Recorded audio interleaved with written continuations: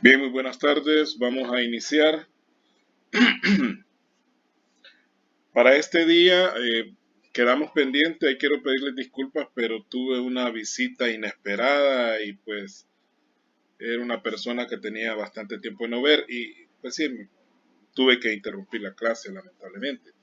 Pero no estamos atrasados, es decir, vamos bien con el ritmo. Este día vamos a hablar sobre la estructura económica de los ingresos y los gastos, de lo cual ya habíamos adelantado en la clase pasada cuando hablamos de la estructura del presupuesto y que es la base para la elaboración del presupuesto es este cuadro. Quiero decir, bueno, ya lo había aclarado ese día, creo yo, de que este cuadro no es exhaustivo, es decir, no está en la totalidad de todos los ingresos y gastos que pueden dar, pero sí están los más importantes, que es lo que interesa, ¿no? Ver lo más importante.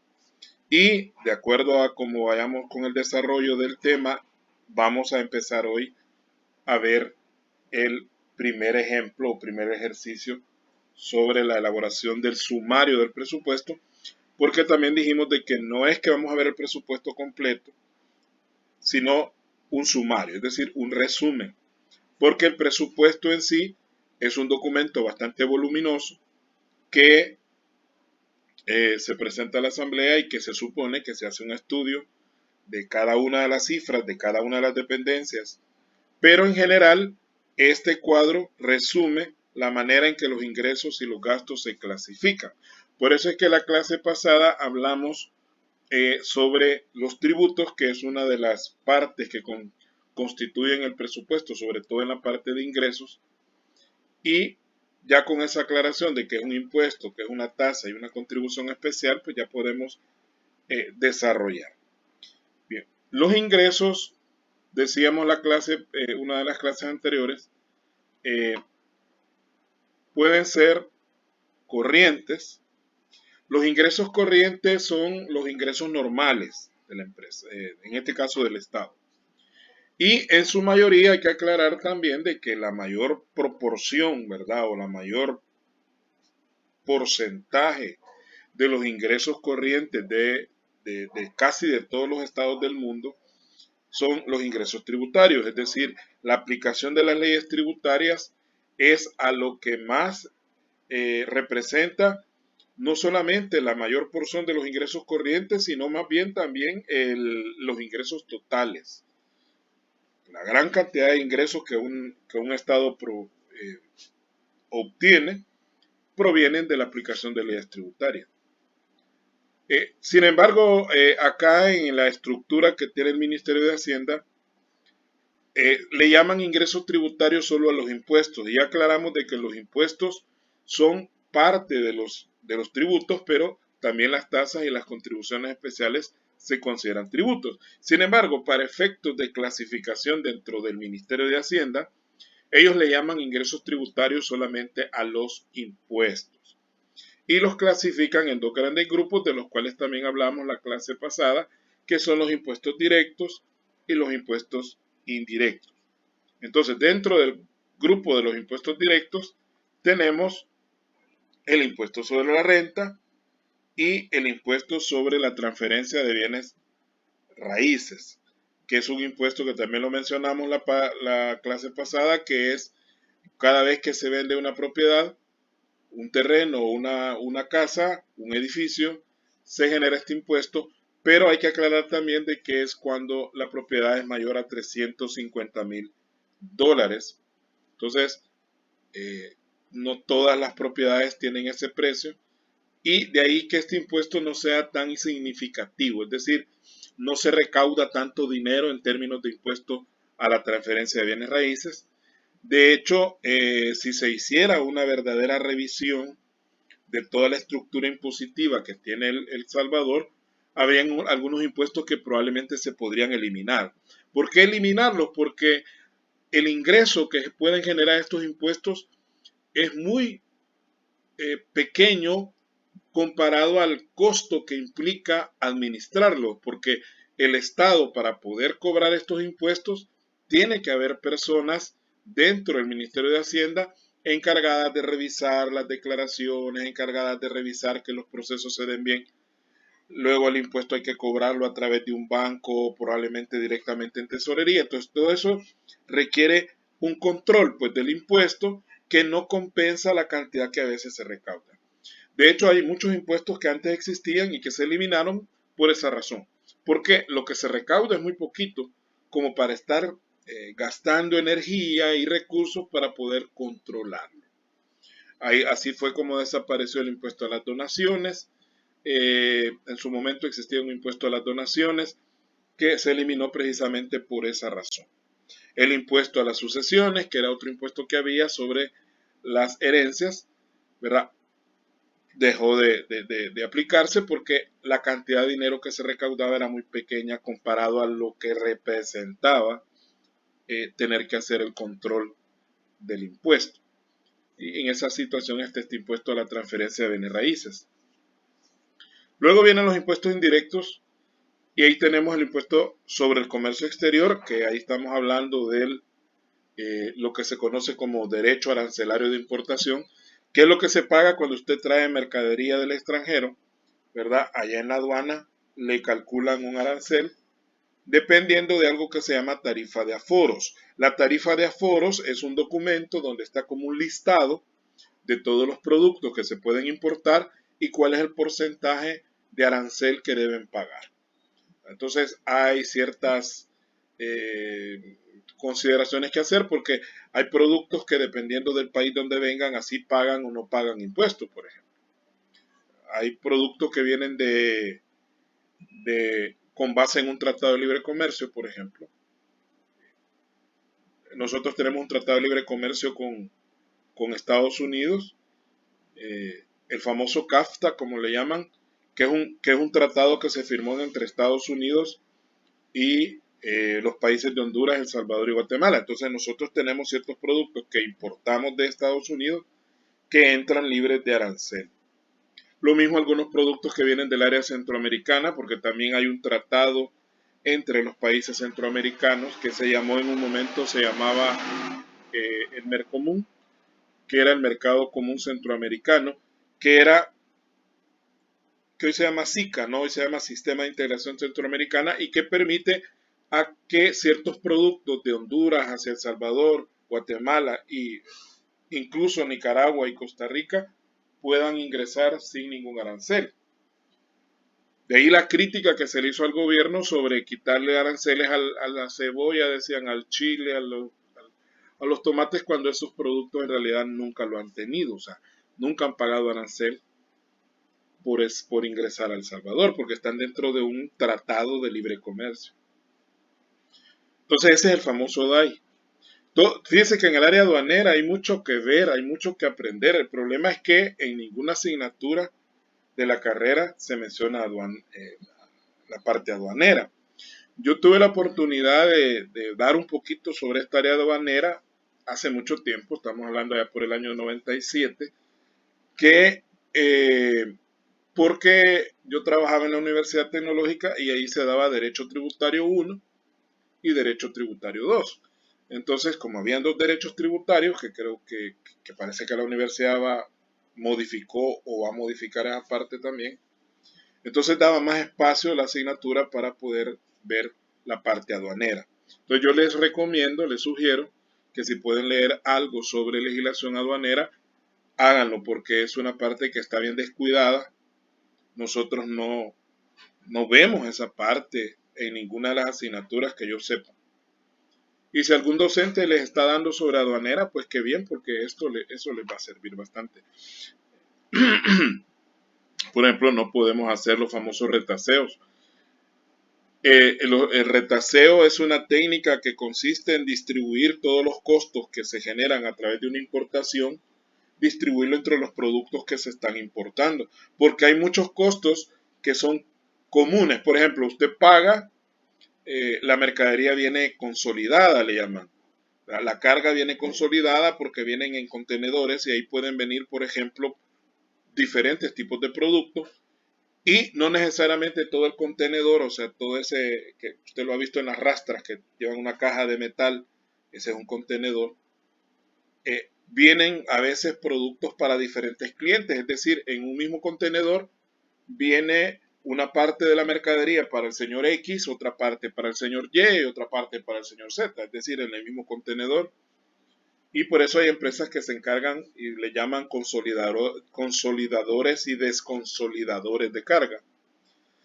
¿Qué significa? Que usted paga una parte del flete junto con otras personas. O sea, no paga el flete completo del contenedor. Entonces hay que hacer una serie de cálculos, una serie de prorrateos para saber, por ejemplo, cuánto le va a asignar a cada producto usted ese que viene ahí. O sea, eso se le llama retaseo, que es algo que nadie los menciona ni lo hacemos y que debería de darse por lo menos, siento yo que ahí por contabilidad de costos habría que meter una parte de retaseo. Luego viene el IVA, que es, les decía yo la clase pasada, es el impuesto más importante en términos de recaudación. Me atrevería a decir que hay un 60 o 70% de todo lo que se recauda en términos de ingresos tributarios que corresponde al IVA. Entonces, prácticamente el Estado depende del IVA en un 70%. De ahí que el IVA no lo toca. Si usted se fija en estas medidas paliativas, como se les llama, porque lo que ha hecho el gobierno es establecer medidas paliativas. Un paliativo es algo que sirve para aliviar una situación, pero no la corrige o no la cura. Como cuando a usted le duele la cabeza, usted se toma una acetaminofén, eso le calma el dolor, pero no le resuelve el problema que le está generando el dolor de cabeza. Porque el dolor de cabeza se puede deber a diferentes causas. Puede ser por mala digestión, puede ser porque no durmió bien, puede ser que usted tenga una infección en alguna parte de su cuerpo. Pero la pastillita de acetaminofén le calma, ¿verdad? Ya al cabo de algunas horas le vuelve a doler, se toma otra pastilla y así va. Eso es un paliativo. Si usted se fijó, el IVA fue lo último no que se lo quitaron totalmente al combustible, sino que lo han reducido a un 4.75%. Es decir, que el 13% que se cobra normalmente se está cobrando un 4.75% nada más. ¿Por qué? Porque el IVA es lo que le da de comer al Estado. Y el impuesto sobre la renta es el segundo lugar con un 25, un 20, un 25% de recaudación. Y luego nos queda un 90, del 90% nos queda un 10% que se distribuye en todo lo demás, ¿verdad? Pero el Estado sobrevive gracias al IVA.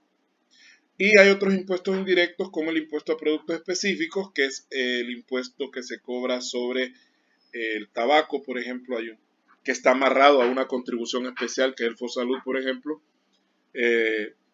Tabaco,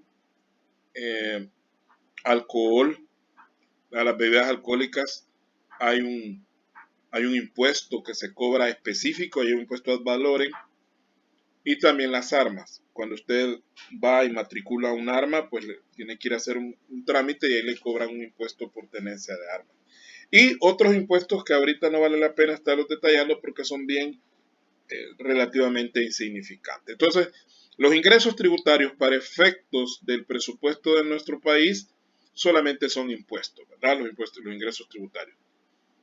Luego dejamos aparte ingresos no tributarios y ahí meten las tasas, que nosotros sabemos que las tasas son realmente tributarias, pero ahí ellos así lo han clasificado y no nos vamos a poner a pelear por eso. Ingresos no tributarios dice las tasas. Ya explicamos que es una tasa, ahí está el tren de aseo, está el alumbrado público, pero también el Estado como tal puede prestar ciertos servicios, como por ejemplo la Comisión Ejecutiva Portuaria Autónoma, o sea, CEPA, presta servicios de bodegas o cada vez que aterriza un avión en el aeropuerto hay un cobro por ese aterrizaje. Es decir, todo eso es también parte de los ingresos que el Estado percibe. Y los derechos que ya tienen que ver más con legalización de documentos. Por ejemplo, cuando llevamos la escritura de constitución allá al registro de comercio para que nos la inscriban, ahí nos hacen un cobro, ¿verdad? Hay una cantidad dependiendo del activo o del capital que se esté registrando, así se le cobra un derecho. Lo mismo todos los derechos que se cobran en otras instituciones del gobierno, como el registro de personas naturales, cuando usted va a sacar su DUI, ahí usted paga un derecho de 10.30 y algo creo que es, para tener derecho al DUI, y así todos esos se llaman derechos, ¿no? Más que todo tienen que ver con cuestiones de registros, derechos de registro. Usted va a registrar la propiedad de un terreno, también le cobran, ese es un derecho. En el C tenemos la venta de bienes y servicios. Si bien es cierto, el Estado por naturaleza no es un productor de bienes y servicios, pero en algunos momentos hay lo que llamamos empresas estatales no financieras que en algún momento pueden generar bienes y servicios. Es lo que hablábamos allá de los presupuestos especiales, ¿no?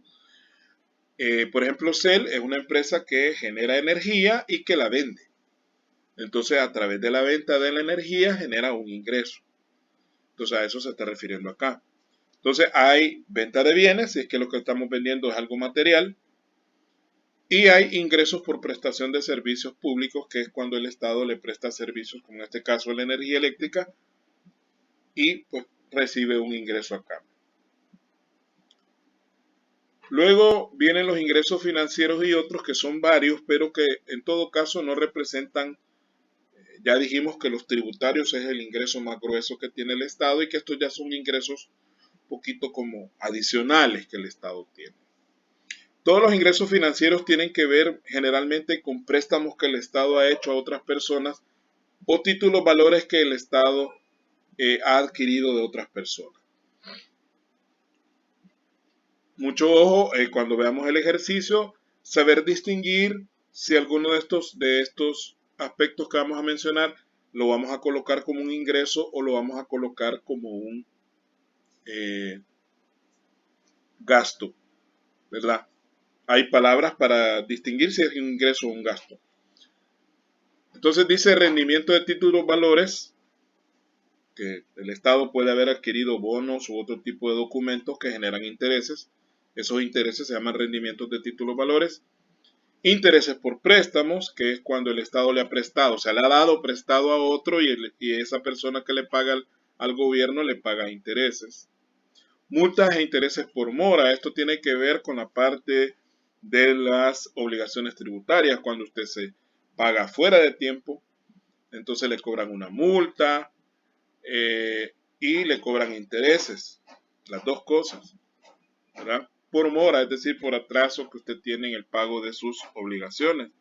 Arrendamiento de bienes, el Estado a veces tiene por ahí algún edificio que no están utilizando y lo alquilan a terceras personas y a través de eso generan un arrendamiento que le va a parar a las bolsas del Estado.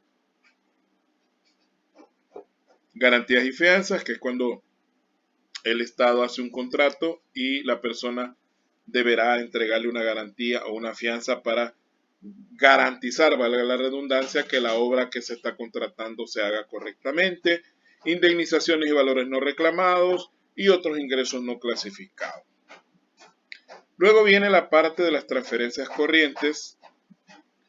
¿Qué es una transferencia en sí? Una transferencia es una cantidad de dinero que en este caso el Estado recibe, porque estamos hablando de ingresos. Porque también, así como el Estado recibe transferencias, el Estado le entrega transferencias a otras personas. Entonces, cuando el Estado recibe transferencias, pueden ser del sector público, del sector privado o pueden venir del exterior. Ahí incluimos, por ejemplo, del exterior las donaciones. Todas las donaciones que el Estado recibe de países amigos se consideran transferencias. Ahora, ¿por qué corrientes? ¿Cuándo una transferencia es corriente? Cuando el dinero a recibir, ojo con eso, la transferencia es corriente cuando el dinero a recibir se va a gastar libremente, es decir, no hay una inversión en qué hacer ese dinero, sino que se puede utilizar para funcionamiento de las instituciones, por ejemplo.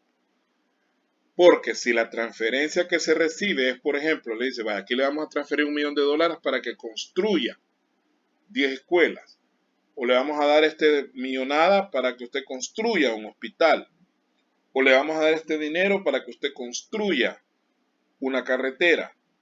Entonces ahí ya deja de ser transferencia corriente y se convierte en transferencia de capital, pero las transferencias de capital están más abajo.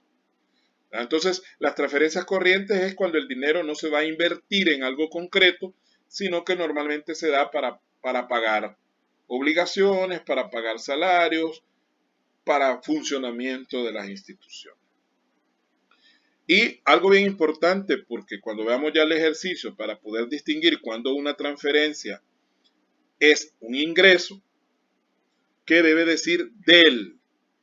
Como IVA, transferencias corrientes del sector público, transferencias corrientes del sector privado o transferencias corrientes del exterior. Eso del significa que vienen hacia el Estado. Mucho ojo con eso porque podemos confundir cuando una transferencia es ingreso y cuando es gasto. Pero la clave es bien simple. Del es ingreso y cuando dice al es gasto, ¿verdad? Eso lo vamos a ver más adelante. Luego de los ingresos corrientes viene el segundo grupo, que son los ingresos de capital. Los ingresos de capital en la mayoría de situaciones tienen como característica que representan la inversión en un activo, es decir, se construye o se compra algo, ¿verdad? Se puede comprar un vehículo o se puede comprar un edificio eh, o se puede reconstruir también algo. Pero en este caso, el Estado recibe este dinero a cambio de transferir estos bienes. Por ejemplo, dice aquí, el primer grupo de ingresos de capital dice venta de activos fijos. El Estado en algún momento, aunque no se dedica de forma natural a vender terrenos, ni casas, ni edificios, pero hay momentos en que hay necesidad de desprenderse de algunos de estos activos. O sea, hay necesidad de venderlos. Entonces, lo que el Estado hace es sencillamente buscar un comprador y venderlo. Claro, no se hace de manera privada porque la ley no permite, bueno, sí se ha hecho porque hay ciertos funcionarios que han vendido bajo de agua algunas cosas, que eso no es correcto, no es legal. En caso del Estado se debe hacer, en la mayoría de los casos se hace por subasta. Los bienes que el Estado transfiere o vende los hace por subasta. ¿Por qué? ¿Qué es una subasta? Bueno, una transacción donde hay un montón de compradores, cada uno de ellos hace una oferta y luego se le asigna al mejor postor, es decir, a la persona que hace la mejor oferta. ¿Eso por qué se hace así? Para garantizar que todas las personas que quieran o que estén interesadas en comprar ese bien tengan la oportunidad de hacerlo. Porque si lo hacemos de manera privada, entonces cualquier persona puede decir, ah, no, ese era amigo del ministro y como era amigo del ministro se lo vendieron y se lo vendieron regalado. Así dice la gente. Entonces, como son cuestiones públicas, por lo tanto es dinero de todos, entonces se sugiere siempre o se ordena que se haga por subasta pública, para que cualquier persona interesada pueda hacer su oferta y se le entrega a quien más ofrece. Ahí nos lavamos las manos y no pueden alegar de que nosotros estamos beneficiando a alguna persona por encima de otra, ¿no? Entonces pueden haber venta de bienes muebles cuando el Estado vende carros, vende muebles, computadoras. Cada cierto tiempo en los periódicos anuncian subastas. La Dirección General de Aduana a veces también hace subasta de bienes que venían de otros países, que tuvieron problemas porque no tenían todos los papeles en regla. Se subastan para recuperar ese dinero. Pero también puede hacerse una venta de bienes inmuebles porque pueden ser terrenos, pueden ser casas que el Estado también subasta. Luego vienen las transferencias de capital. Entonces, si es una transferencia corriente, va en ingreso corriente y si es transferencia de capital, va como un ingreso de capital. Ahora, la característica de las transferencias de capital es que las instituciones reciben el dinero, pero con la premisa de que ese dinero se va a invertir en comprar algo o en construir algo. Esa es la diferencia con las transferencias corrientes. Las transferencias corrientes son para uso prácticamente en gastos de funcionamiento, mientras que las transferencias de capital están amarradas normalmente a la inversión. Entonces se recibe el dinero para hacer un edificio, para construir una escuela, o para hacer un hospital. Y para distinguirlas en cuanto a en que son ingresos y no son gastos, igual, ¿verdad? La palabra del. Transferencias de capital del sector público, transferencias de capital del sector privado, transferencias de capital del sector externo. Luego viene el C, que es recuperación de inversiones financieras. Esto tiene que ver con cuando el Estado ha comprado algunos títulos valores y luego en algún momento el Estado los vende y por lo tanto recupera el valor que había invertido en ellos. Por eso dice recuperación de inversiones financieras, que es cuando el Estado descarga o se deshace de esos títulos valores o inversiones financieras y recupera el dinero. Esos serían los ingresos de capital, que es el segundo grupo. El tercer grupo es el endeudamiento, y aquí venimos hablando de cosas un poquito más delicadas. Cuando el Estado no tiene la capacidad de cubrir todos sus gastos, debe recurrir necesariamente a endeudarse. Pero al igual que una persona o que una empresa, el endeudamiento tiene que analizarse de manera racional. No podemos endeudarnos solo porque nos dio la gana, ¿verdad? Y lamentablemente en las últimas décadas, porque no podemos hablar solo de los últimos 3 años, en las últimas décadas desde los gobiernos de Arena, pasando por los del FMLN y ahora con Nuevas Ideas o Gana, como le quieran llamar, el endeudamiento se ha disparado. El endeudamiento se mide en términos de porcentajes del Producto Interno Bruto, que es todo lo que produce el país en un año. Ya lo hemos mencionado en una clase anterior, lo que es el Producto Interno Bruto.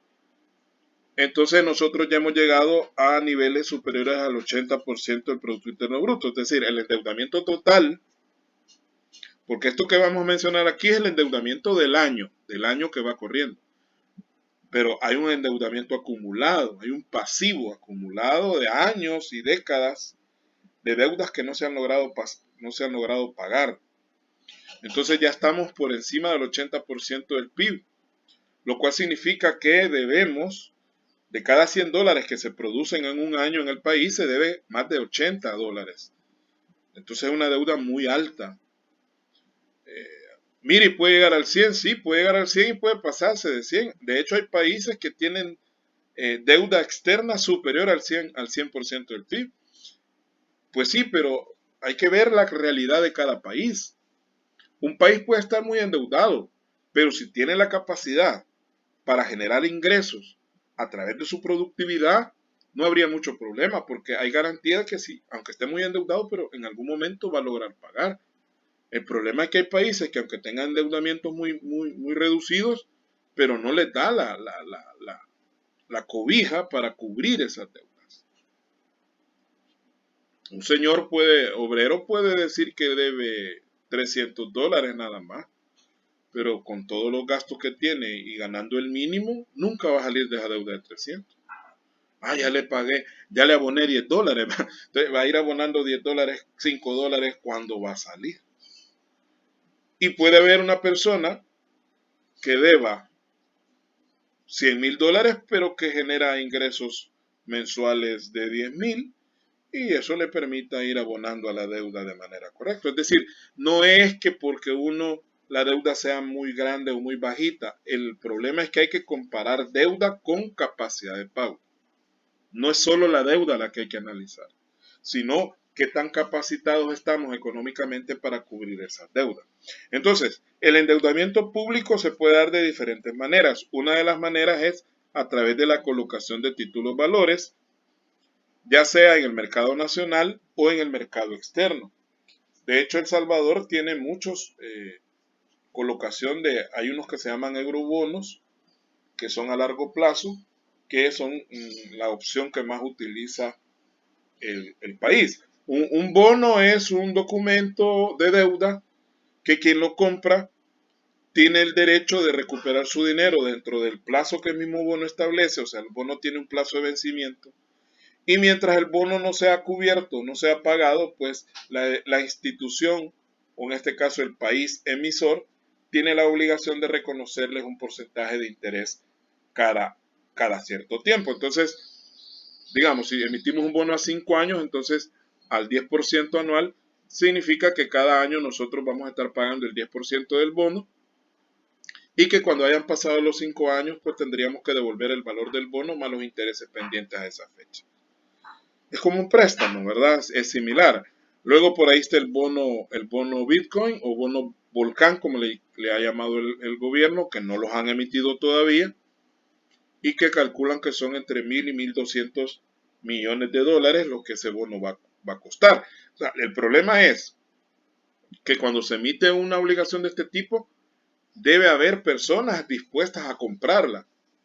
¿Y qué es lo que esta persona está comprando? Lo que está comprando es una promesa del Estado de pagarle en cierto tiempo y de reconocerle un porcentaje de interés cada año. Eso es todo lo que compra la persona. No compra nada, no es como comprar un terreno o comprar un carro y después venderlo. No, estamos comprando promesa, promesa de pago. Y ahí es donde está lo delicado, que no cualquiera está dispuesto a arriesgarse, porque esas inversiones tienen un nivel de riesgo. Entonces la pregunta que se puede hacer un inversionista que quisiera o estuviera interesado en comprar un bono Bitcoin es, bueno, ¿qué tanto me garantiza el gobierno que me van a devolver el dinero, que no lo voy a perder? ¿Qué tanto me garantiza que me van a estar cubriendo los intereses conforme vayan generándose? Entonces, ese es el coyol del asunto, ¿verdad? O sea, el problema central del asunto es ese. Y así como se emiten obligaciones, pues también se contratan eh, empréstitos. Mire, la palabra empréstito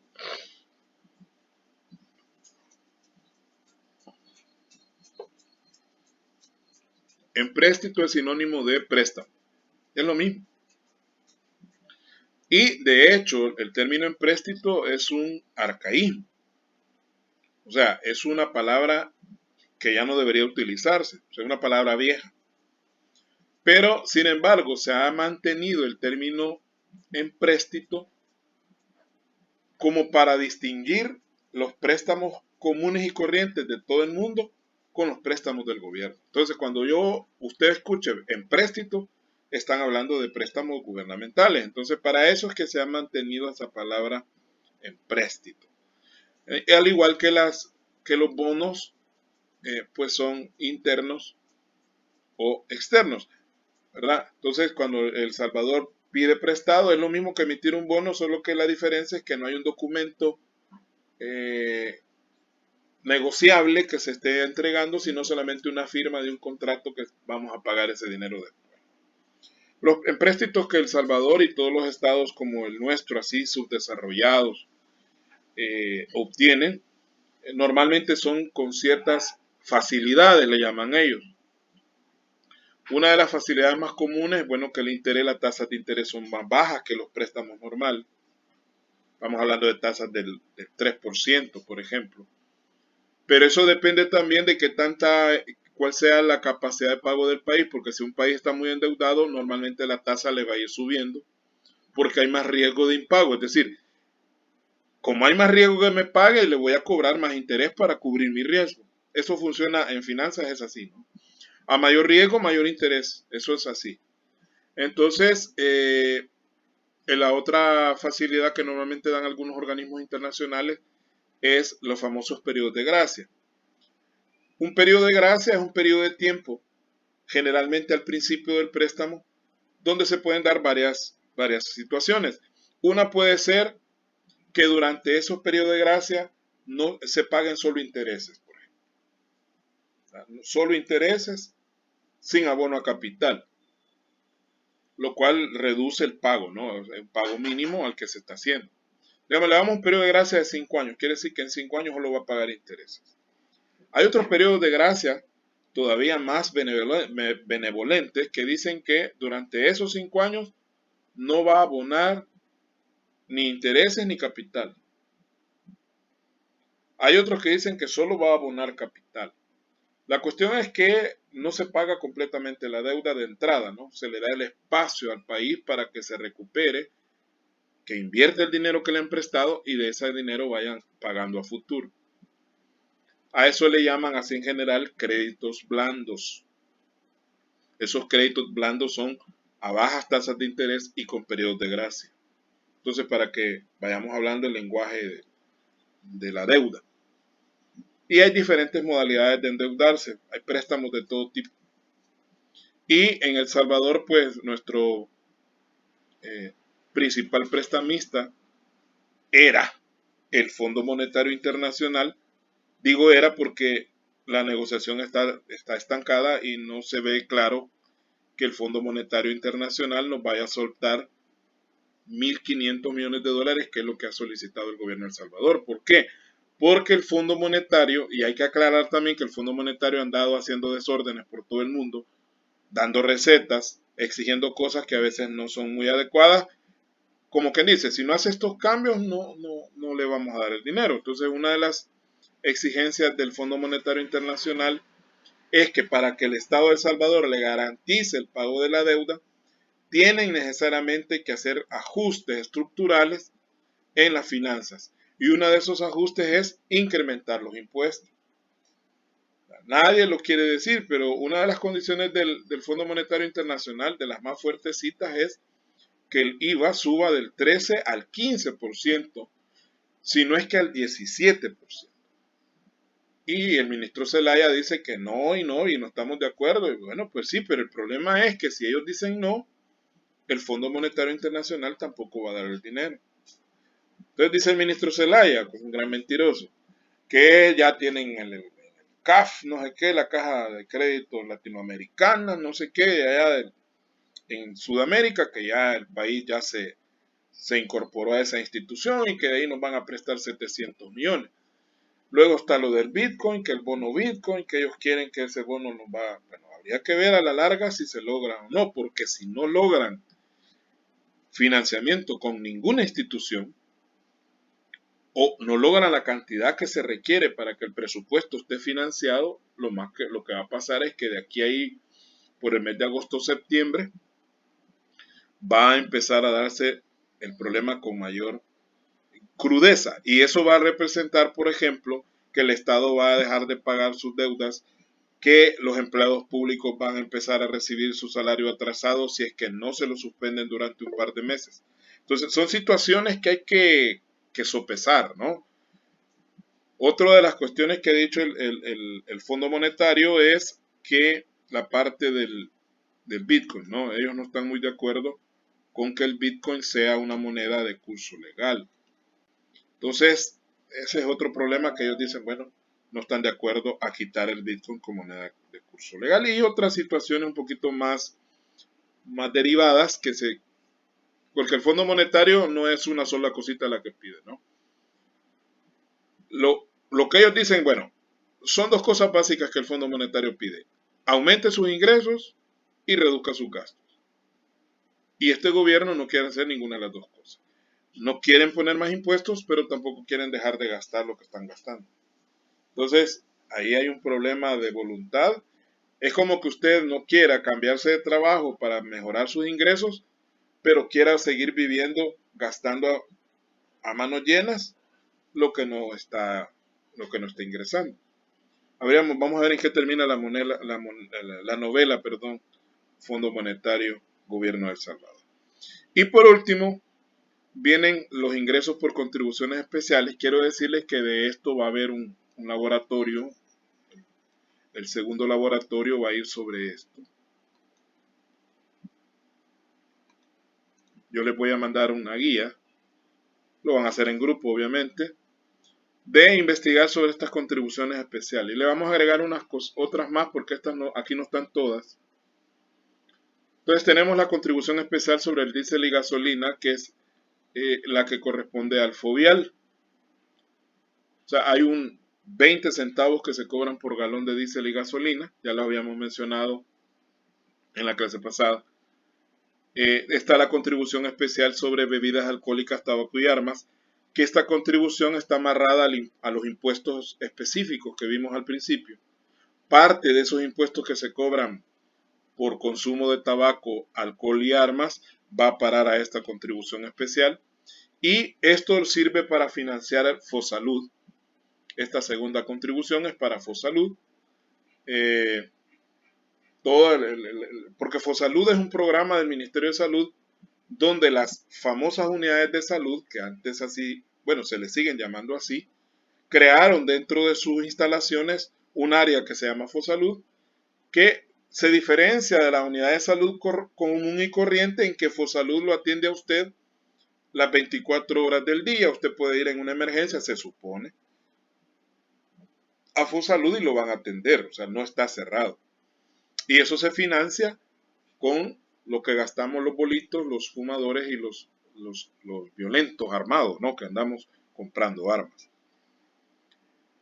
Luego la contribución especial para promoción turística, que esto sirve para financiar Corsatur, que es la Corporación Salvadoreña de Turismo, que es la que se encarga de coordinar todo el turismo en El Salvador. Ahora, estas contribuciones del turismo generalmente en su mayoría la pagan los extranjeros que vienen a El Salvador, se vienen a quedar a un hotel, ahí hay una contribución que se les agrega al precio de la habitación. Cada vuelo, por ejemplo, cuando vienen de otros países y aterrizan en El Salvador, ahí se les cobra también una contribución por ingresar al país. Entonces, todas esas contribuciones se hacen para financiar el fomento del turismo en El Salvador. Por ejemplo, si usted va al Boquerón, que es un parque que está en el volcán de San Salvador, se lo recomiendo, muy bonito. La gallina india es buena ahí. Si nunca han ido, pues hagan un esfuerzo. Esto está en el municipio de Santa Tecla.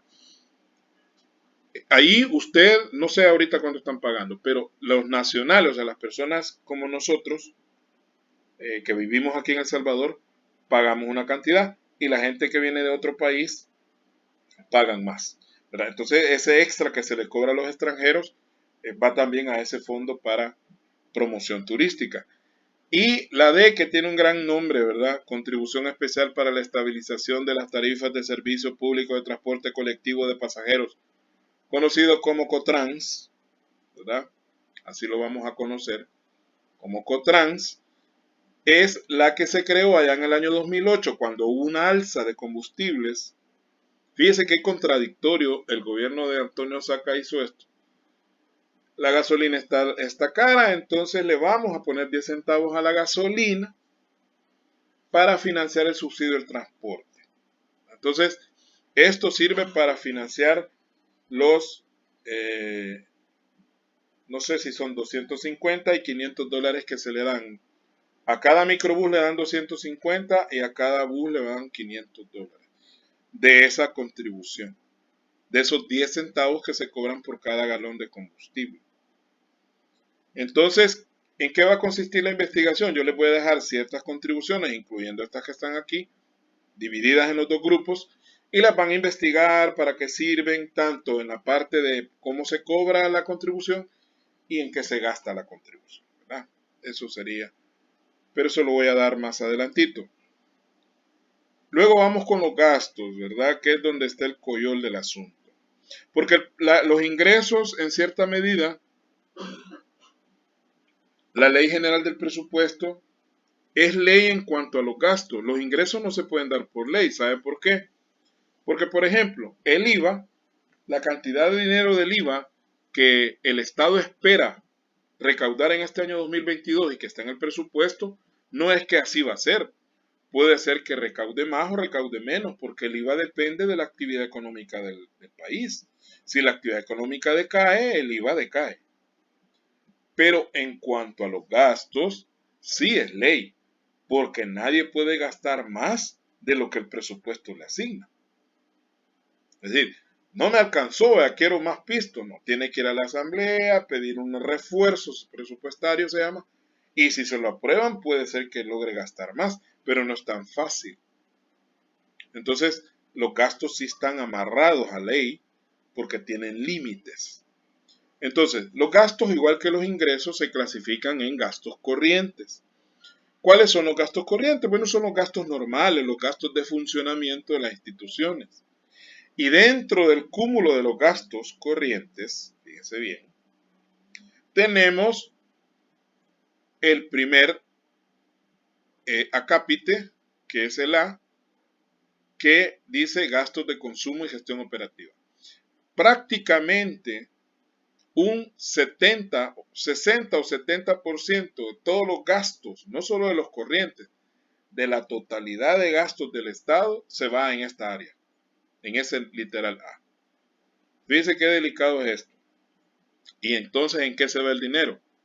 Uno, en remuneración, salarios, honorarios, gastos de representación. Cualquier tipo de pago que se le haga a cualquier funcionario o empleado público va dentro del área de remuneración. Entonces el Estado gasta millonada al año en remuneraciones a servidores públicos.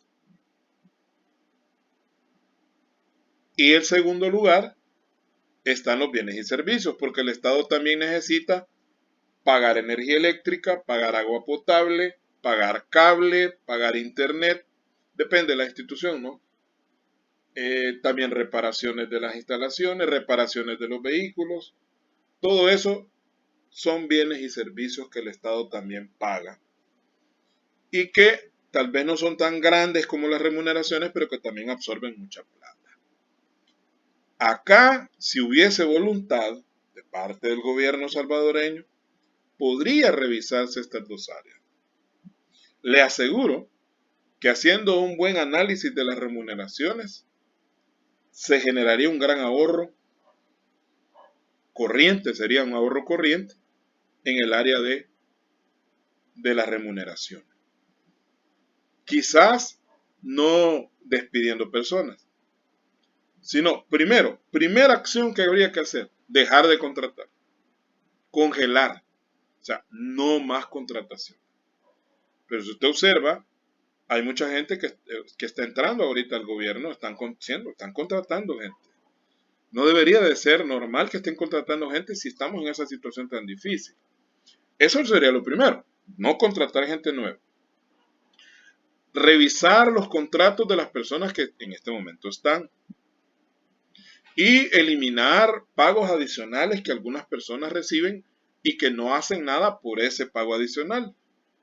Hay mucho funcionario público o empleado público de cierto rango, porque no es lo mismo funcionario público que empleado público. Hay que aclarar eso. El empleado es una persona que no tiene mayor autoridad y el funcionario sí tiene autoridad. Que están recibiendo gastos de representación a veces más arriba de lo que ganan. Ganan nominalmente $1,000, pero reciben 1,500 de gastos de representación, 1,500 de viáticos. Y a veces no hay necesidad de pagarle esos 1,500 porque no salen de la oficina, nunca han salido de la oficina. Entonces, ¿para qué se les paga gasto de representación si no van a ir a ningún otro lugar? Ahí podríamos empezar a cortar grasa, así le llaman los economistas, a reducir grasita, a hacer ejercicio para que el Estado se vuelva más esbelto, menos relleno, igual que yo. Entonces, pero ahí donde cuando les tocan esa parte a los políticos, no les gusta, ¿verdad? No, porque yo tengo aquí a mi sobrina, tengo a mi hermana, a la hermana del hijo del no sé qué, de la sirvienta. Medio mundo está trabajando en una institución de gobierno, familiares de algún funcionario. Entonces todo eso habría que eliminarlo si es que queremos realmente sanear las finanzas públicas. Y luego los bienes y servicios también hay que aclarar de que muchas instituciones compran cosas que no son necesarias. A veces son lujos prácticamente. Por ejemplo, si usted está en el Ministerio de Economía y dice, vamos a comprar unas pantallas Smart TV de 50 o 60 pulgadas. ¿Para qué? Para tenerlas ahí en las salas de espera para que la gente pueda ver televisión. Eso no es tan necesario. Es más, a veces se comete la irracionalidad de comprar cosas innecesarias y descuidar cosas que sí son necesarias. No es justo que una oficina del Ministerio de Economía tenga una pantalla plasma de 60 pulgadas y que un hospital no tenga ni siquiera un respirador artificial para un enfermo de COVID. O sea, eso es lo que a veces también uno dice no cuadra. Muchos contratos se hacen y me he detenido en esta parte porque realmente es la parte donde el Estado ahorita le debería poner ojo. Hay muchos contratos de suministro de bienes y servicios que se hacen por cherada. Es decir, son cosas que no se necesitan, pero como mi primo o el primo del primo de la cuñada tiene un negocio donde vende tal cosa, vamos a ayudarle dándole un contrato para que nos provea esas cosas que probablemente van a quedar en una bodega tirada durante años. Entonces, ese desperdicio de recursos es el que debería controlarse. ¿Y eso se dio en los gobiernos pasados? Sí. ¿Se sigue dando en este gobierno? Sí. O sea, la gente a veces se enoja. No hay que ser fanático. Usted tiene que analizar la realidad. Vea lo que está pasando. O sea, la realidad no necesita que nadie le ponga anteojos a uno para verla, ¿no? Es el problema de la seguridad. O sea, ¿qué ha hecho el gobierno para reducirla? Bueno, esto que está haciendo ahorita el gobierno, que poniendo tanquetas y en la calle y que el montón de soldados, qué bien va, porque la gente se siente segura. Pues sí, pero bueno, ¿y el plan pues que tienen ellos? ¿O el plan dice que hay que hacer lo que están haciendo? ¿El régimen de excepción está dentro del plan? No creo. Entonces, ¿y esos 1.200 maleros que han capturado y por qué no los capturaron antes? Si sabían quiénes eran y dónde vivían y todo. Entonces son cosas que uno a veces no cuadran en la mente y dice, bueno, algo está pasando. Pero hasta ahí me quedo porque tampoco me quiero meter en polémica. Pero ahí, en esas dos áreas, remuneraciones y bienes y servicios, es donde se debería de hacer un verdadero análisis y cortar lo que realmente no, no es necesario, al menos en este momento. Entonces, ahí se ahorrarían millones de dólares, le aseguro. Pues sí, pero dañaríamos intereses. Ese es el problema. Quedaríamos mal con el cuñado que le quitamos al hijo porque no era necesaria la plaza. O quedamos mal con el chero de aquel porque ya no le seguimos comprando mascarillas o ya no le seguimos comprando alguna otra cosa. Bien. Luego vienen otro tipo de gastos que no son tan, a veces no es que sean menos importantes, pero que no tienen que ver con la operatividad en sí. Por ejemplo, los gastos financieros. Así como el gobierno recibe intereses, también paga intereses y paga comisiones por títulos valores en el mercado nacional o en el mercado externo. También se pagan intereses y comisiones de los empréstitos, tanto internos como externos. El Estado también paga impuestos, aunque usted no lo crea.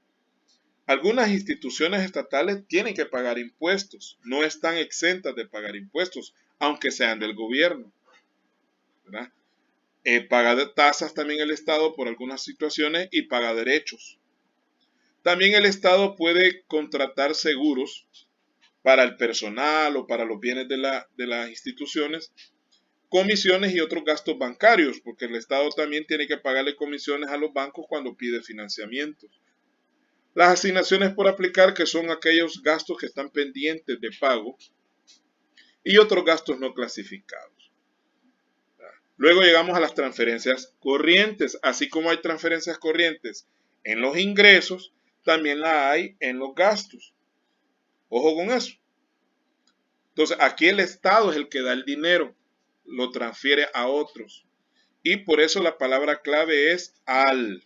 Mire, al sector público, al sector privado o al sector externo.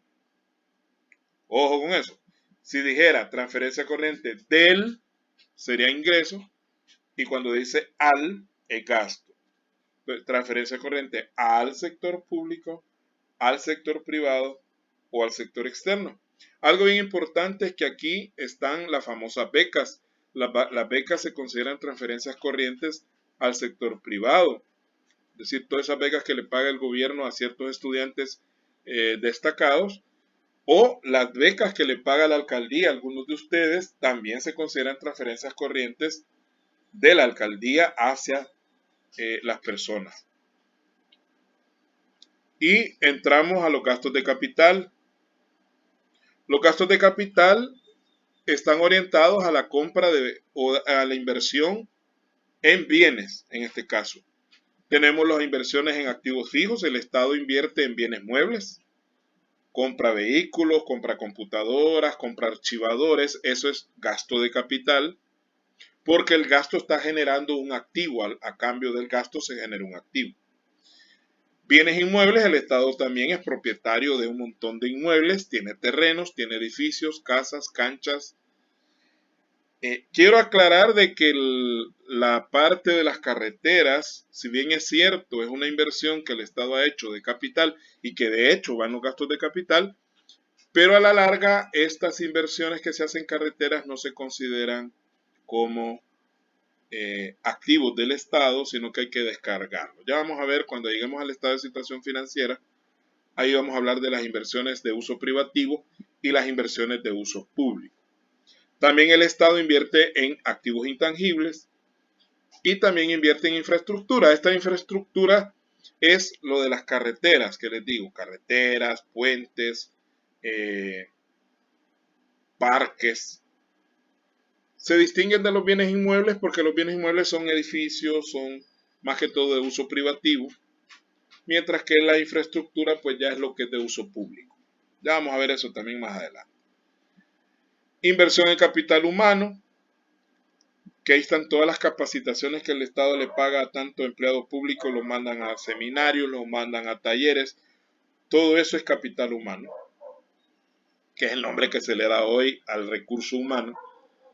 Hoy en todas las instituciones dicen, bueno, ya ni siquiera dicen capital humano, sino que dicen desarrollo humano, ¿verdad? La oficina de desarrollo humano. Bueno, ya es cuestión de modas. Transferencias de capital que también el Estado le hace al sector público y al sector privado. Que la diferencia de una transferencia de capital a una transferencia corriente es que la transferencia se hace para que el beneficiario de la transferencia la invierta en algo concreto. Es decir, le vamos a transferir $1 millón al Ministerio de Educación para que haga escuelas. Entonces es una transferencia de capital. Luego vienen las inversiones financieras, que son las inversiones en títulos valores, inversiones en préstamos. Así como el Estado obtiene financiamiento, también invierte, ¿verdad?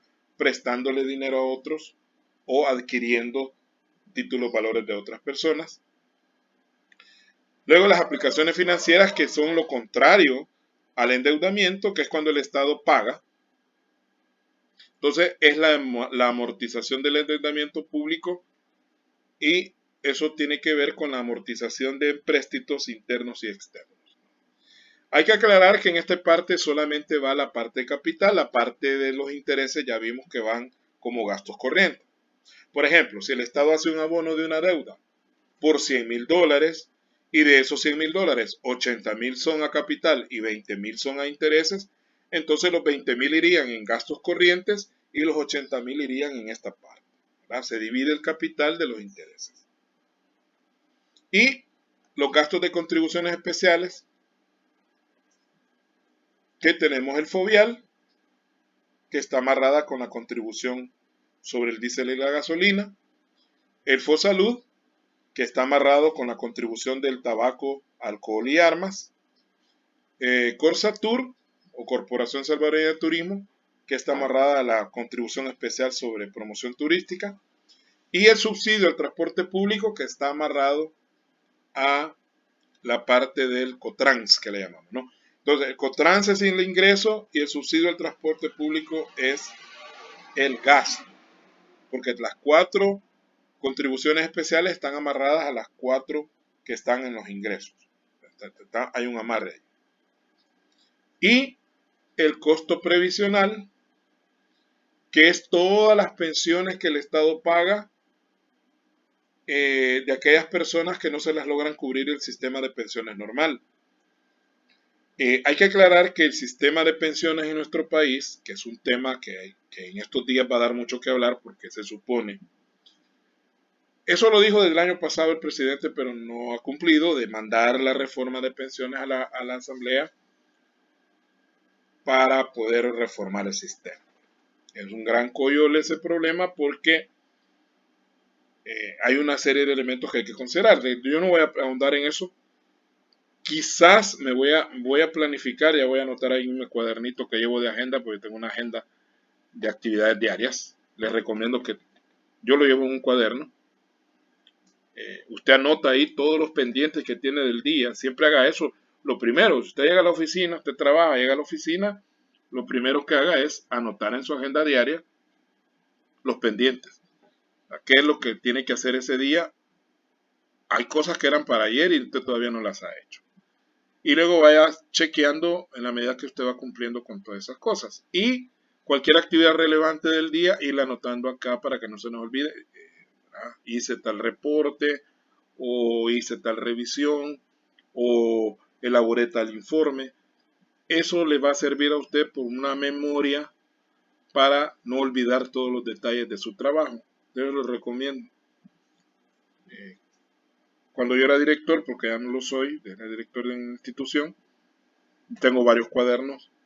Cada año yo llevaba un cuaderno con todas las actividades que iba desarrollando. Eso me ayudó bastante. Entonces, vamos a programar una clase solo sobre pensiones, ¿verdad? Va a ser un valor agregado que quiero darles a ustedes, pero obviamente tengo que preparar y estoy esperando la reforma que va a mandar el Ejecutivo para tener ya la imagen completa. Y voy a hacer una presentación para que hablemos de las pensiones. Es más, se me ocurre a mí, así hablando en cuentas alegres, podríamos involucrar a otros compañeros de otras materias que tengan el espacio ese día y se nos puedan unir, hacer una especie de conversatorio. Podríamos invitar a algún otro colega que maneje esta parte de las pensiones. Voy a hablar con el decano, que yo creo que él también tiene mucha experiencia en esa parte de las pensiones. Hoy nada menos parece que va a estar en la radio de la Universidad de El Salvador a las 6 de la tarde hablando sobre el tema. O sea, lo podemos hacer extensivo para que participen más personas, siempre dentro de la plataforma de Meet, ¿verdad? Vamos a pensarlo bien, porque es un tema que nos interesa no solamente a los que ya nos vamos a jubilar, sino que también a los jovencitos como ustedes. Porque según lo que se ve, lo que va a proponer el Ejecutivo es que las pensiones de ahora mejoren a costa de las pensiones de ustedes. Es decir, que todo lo que ustedes que ya trabajan y que les descuentan a AFP, todo ese dinerito que ustedes están metiéndole a la cuenta, sirva para pagarnos a nosotros, que somos los que ya nos estamos jubilando ahorita, sin garantizar que cuando ustedes estén allá por el año 2050, ¿verdad? Que ya más o menos 2050, 2060, que ustedes se van a estar jubilando, quién sabe quién les vaya a pagar. O sea, como tirarle la pelota a los gobiernos que van a estar en esa época. Y eso no es responsable. El sistema tiene que ser sostenible. Otra cuestión muy populista. El populismo es ofrecerle a la gente lo que yo como político sé que no le voy a poder cumplir, pero para alegrarlo, le digo, mire, usted nunca trabajó, usted nunca cotizó, ¿verdad? No, fíjate que yo trabajé en el campo y como yo no tenía patrón, ahí medio me pagaban y ahí iba sobreviviendo. Entonces, como no cotizó a un sistema de pensiones, legalmente no tiene derecho a pensión. Legalmente no tiene derecho. Legal ni materialmente. ¿Por qué? Porque legalmente porque la ley no lo permite y materialmente porque nunca ahorró dinero en una AFP ni en ningún otro lugar. Entonces no hay dinero ahorrado, no le pueden dar pensión. Eso es lo lógico y lo justo. Pero ¿qué hizo el FMLN? Y ahora lo va a retomar este otro gobierno. Ofrecerle pensión a los que nunca cotizaron. Mire, usted nunca cotizó, no se preocupe. Le vamos a dar una pensión básica, que de hecho el FMLN puso una pensión básica de $50, de $100, aunque usted no haya cotizado. Se oye bonito, qué bien, el señor va a resolver en parte su problema de sobrevivencia. Pero ¿dónde va a salir el dinero? No es un solo viejito al que le van a dar $100, van a haber un montón de gente.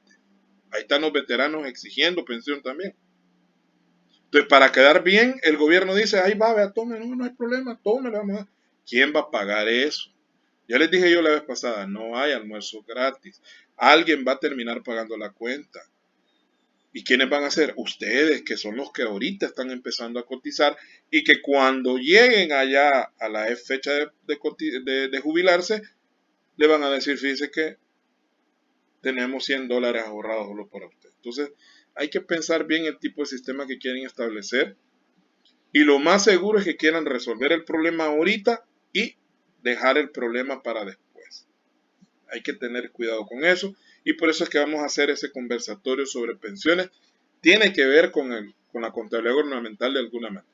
Y a eso se refiere el costo previsional. Porque el sistema nuestro es mixto. Hay un sistema público que son el Seguro Social, el INPEP y el IDFA. Eso es el sistema público. Y el sistema privado, que son las dos AFPs, como la AFP Confía y la AFP Crecer. El problema es que el sistema público está quebrado porque se quedó solo con los viejitos, ¿verdad? Entonces, todas esas pensiones que el sistema, el ISFA ya no puede pagar, el INPEP ya no puede pagar y el seguro ya no puede pagar, los paga el gobierno de los impuestos que recauda. De ahí saca para pagarle las pensiones a ese montón de personas que estaban en este sistema público y que ya no puede pagárseles directamente. ¿Por qué?